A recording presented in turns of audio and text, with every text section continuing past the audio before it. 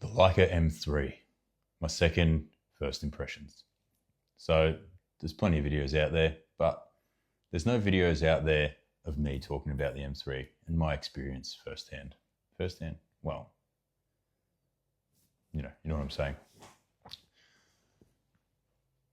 So a little while back, I released episode 34.5, which was a little bridging episode when I was given the M3 by Peter, which, it was just a quick video explaining what happened. And if you haven't seen it and you don't know the story, then you can go through the archives and have a look there. But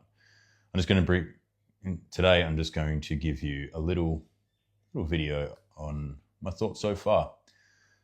So I've had the camera for a couple of weeks now, put 3 rolls through it. I've got 1 developed. So I haven't really got that much to talk about in terms of what photos come out like. And that's more to do with the lens itself rather than the camera. But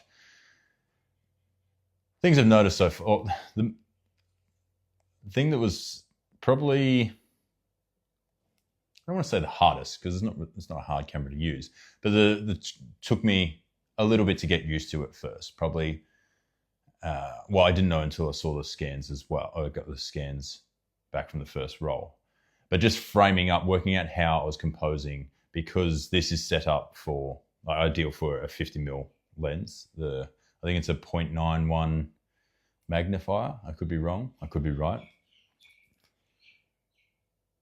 And that suits tighter focal lengths, ideally a 50, but I don't shoot 50. So I've got a 35 on here because also that was what was given. Thank you, Peter. A little Voigtlander or Folklander, however you want to, you tell me how you want me to say it. With the folk, like a folklore, or Voight, like, what's Voight? John Voight. There you go. We got there. I didn't think that was going to happen. But anyway, so I've been shooting 35 on this, and that's something I've had to work out. And also I'm used to shooting 28 as well, so it's even wider. So working out like what's in my frame without having an actual frame line to frame up with, and just using the whole viewfinder, and then going with, trying to frame it within just the whole viewfinder itself, because it's set up for 50 and I'm shooting 35. So the viewfinder, I feel after seeing the photos, I feel like the viewfinder is probably best, like if you were just going edge to edge, is probably closer to 40mm than a 35. I'm not going to buy a 40mm for this, so I'll never know. But maybe one day I'll get my hands on one and make something of it. I highly doubt it. But I just allow a little bit extra. Like when I was framing and using the whole viewfinder, I found that in a few of the photos, there was just a few little things inside the frame that I didn't allow for. So for the future rolls, I've just allowed a little bit extra. But these things, like for what I'm shooting with the 35 anyway, the 35mm lens, it's not enough to make or break, to break the photo for me. So I think the photos still turn out really good. The thing I dislike about this camera the most, just in the first 2 weeks of having it, is this is such a wanker thing to say, but going from picking this up and just getting after 3 days, I didn't touch the F3. I mean, I had the F3 and I took a couple of photos the day I got this, just because I had a roll to finish. So I was like, I'll just finish this roll. But then after using this exclusively for a few days and then picking up my F3, I was like, and my F3 feels clunky. It didn't feel cumbersome. It felt like real cumbersome. And I wasn't expecting that. I always thought my F3 would be, that's it. It's such a well-built camera. And I don't want to go too much into this video about being the F3, and it's not a fault to this. It's just I hate the fact that it makes me feel that way about my F3, because I love my F3. But after using this for a few days, and the more I use it, it's been a couple of weeks now, as I said, and I put a couple of rolls through it, so I'm quite familiar with it. And then I was actually shooting my F3 today because, again, I had half a roll left and I have a shoot coming up. So I wanted to just finish that roll of film. So I was just ready to go. And using it again, like it's real nice to use. Don't get me wrong. I do love my F3, but it was surprising how much nicer this is to use. I thought it'd be nicer. I didn't think it'd be that much nicer. So yeah, bit of a pain. I don't know if I mentioned this. I've got the double stroke as well, double advance. I'm not going to fire it off in this video because I have film in there. But you have to advance it twice to advance. So you have to advance the lever twice to move up to the next frame for the shot, which I actually think is kind of fun. Like part of shooting manual, like film, when you have a nice advance lever, it's really manual and tactile, and it feels really good to do. And that's one thing I loved about the F3 as well, is every shot you take is, you pull back the advance lever to take your next shot, and it's just a really satisfying thing to do. So doing it twice on this has not been a problem for me. But yeah, just overall the design of I don't want to go on the design about it so much, but obviously it's a good design. It's like a 911. They nailed it off. Once they made the first 911, they haven't really changed the design of it in 60 years or whatever, or 70 years. Same as this. They've made tweaks and modernized it in ways, but it's essentially the exact same looking camera. Like if you glance at it, you can't really tell the difference between this and a M11P that in silver, obviously. Oh, I mean, if you glance at it, let's leave it at that. So yeah, it's just a really nice design camera and just feels extremely premium, like you'd imagine. It's made in Germany. But yeah, that was my main quarrel, is like, it's not actually the camera's fault, but that it is so nice to use.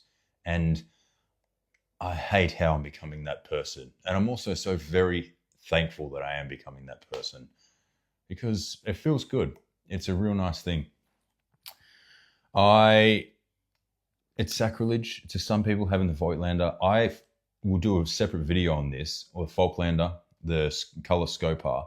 This lens is super slick. And again, I won't go into it too much, but pairing it with this, my point being is it's just a super nice setup. The lens is really small. Like you can see the side profile there. It's like very, very small, and there's no tilt. It's really light. I generally don't like the silver rim on lenses, on third-party lenses, or any lenses really. I just like it being all one color. But on this, I think it looks pretty slick with the top being silver. Yeah, it's just a fucking beauty of a camera. Loading it is something again, I don't have film in it. I mean, I do have film in it, so I'm not going to show you what it's like loading it. You know what it's like. You've seen plenty of videos.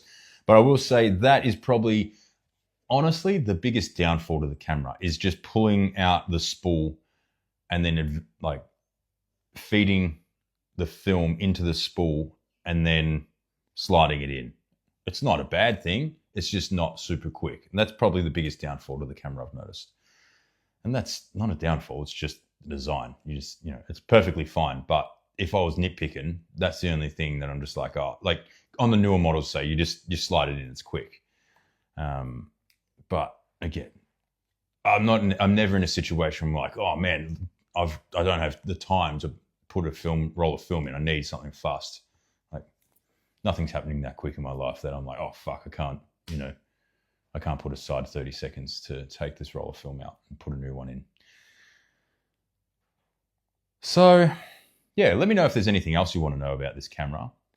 I probably won't do a review for a long time because there's no point really. There's plenty of videos out there. I just thought I'd do my first review on the M3 because I'm just having a good time so far, and I'm sure it's only going to get gooder as it goes on, So